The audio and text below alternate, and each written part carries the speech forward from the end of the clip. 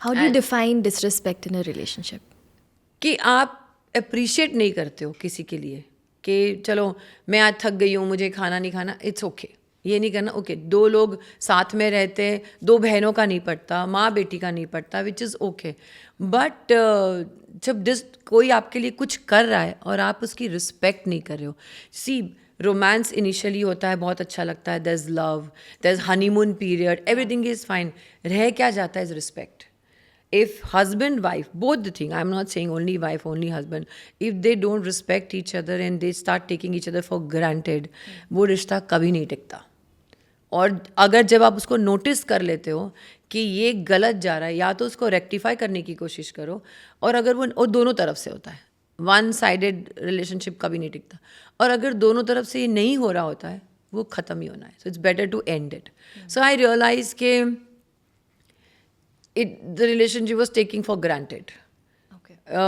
Responsibility was coming one-sided and all this thing. And then I know, मुझे अपनी limitation पता है कि ये मैं ज़्यादा दिन नहीं खींच सकती, ये मुझे टॉर्चर हो रहा है, it's not good for my mental health, so I cut it off there. And not only husband wife, even my friends I see कि this is toxic, you no.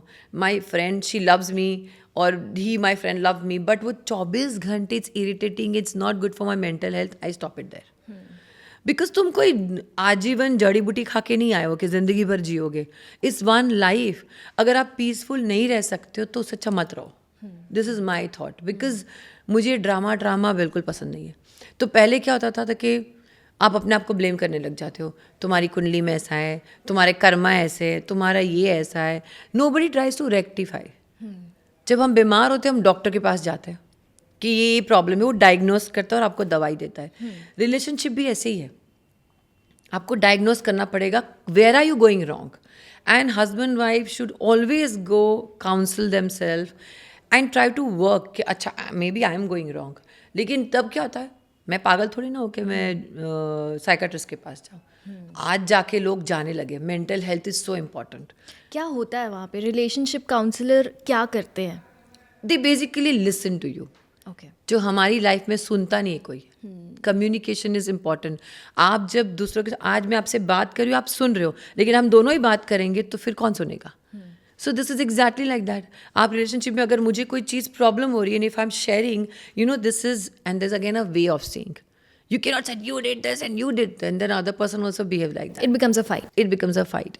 So when you talk and sort it out, you know this is bothering me, and when but सामने वाले का ego होगा, you thinking like that, you, even if I'm thinking, why am I thinking? Can we just go to the जड़ कि क्या है?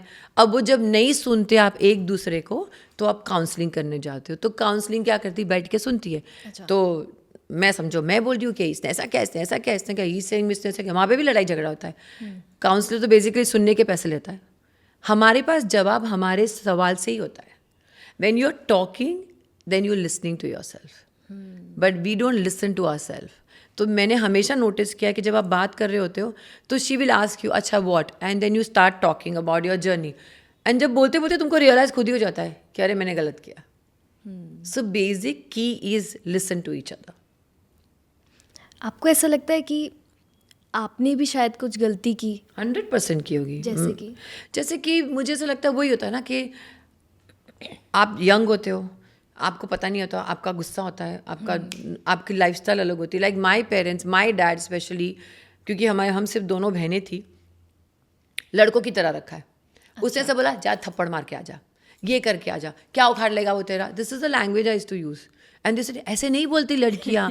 तो I said but मेरे डैडी तो रोज बोलते हैं, तू क्या कर लेगा, तू क्या उखाड़ लेगा मेरा, चल भग यहाँ से। तो that attitude was there. So you don't know कि अच्छा रिलेशनशिप है।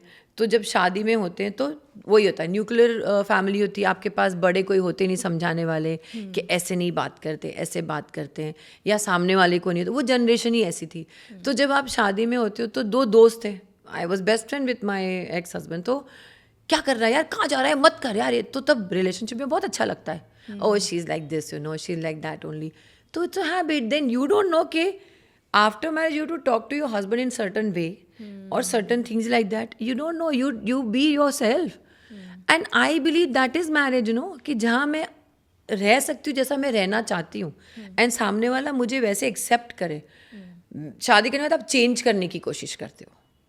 क्यों चेंज करने की कोशिश करते हो? आपने शादी इस पर्टिकुलर बंदे से की है, बंदी से की है जो ऐसी है, तो शादी के बाद क्या हो जाता है कि तुम उसे चेंज करने लग जाते हो? तो वो चीज़ होती है। तो देन आई रियलाइज के am I doing wrong, so then I mellow down.